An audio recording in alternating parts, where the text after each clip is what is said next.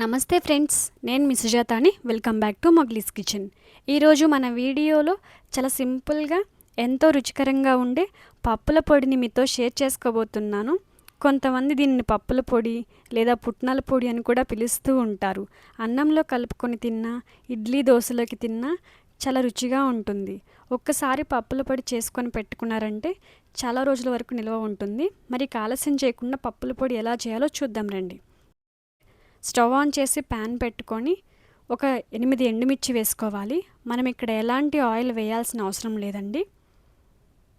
అలాగే ఒక 10 వెల్లుల్లి రెమ్మలు, 1 టేబుల్ స్పూన్ జీలకర్ర,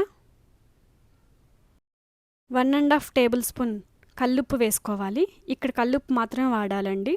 అలాగే 1 కప్పు పుట్నాలను వేసుకొని లైట్గా ఫ్రై చేసుకోవాలి.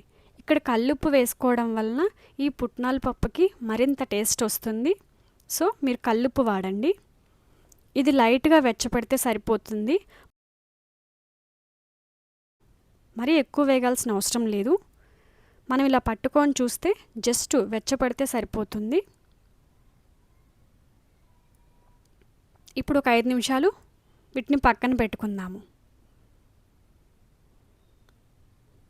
5 నిమిషాల తర్వాత చల్లారాక ఒక మిక్సర్ జార్లోకి ఈ పుట్నాలను వేసుకొని కోర్స్గా గ్రైండ్ చేసుకోవాలి.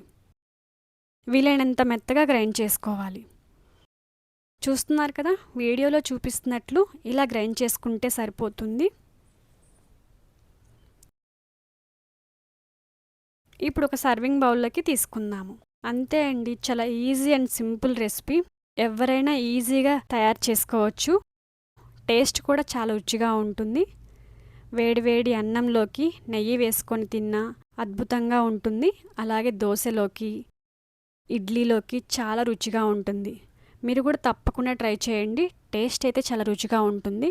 ఒక్కసారి చేసుకొని పెట్టుకున్నామంటే చాలా రోజుల వరకు నిల్వ ఉంటుంది. అంత బాగుంటుంది దీని రుచి. అలాగే ఈ వీడియో నచ్చితే లైక్ చేసి మీ ఫ్రెండ్స్ అండ్ ఫ్యామిలీస్కి షేర్ చేయండి. మీలో కనుక ఎవరైనా కొత్తగా చూస్తున్నట్లయితే మన మొగ్లీస్ కిచెన్ని సబ్స్క్రైబ్ చేసుకోండి. Thanks for watching.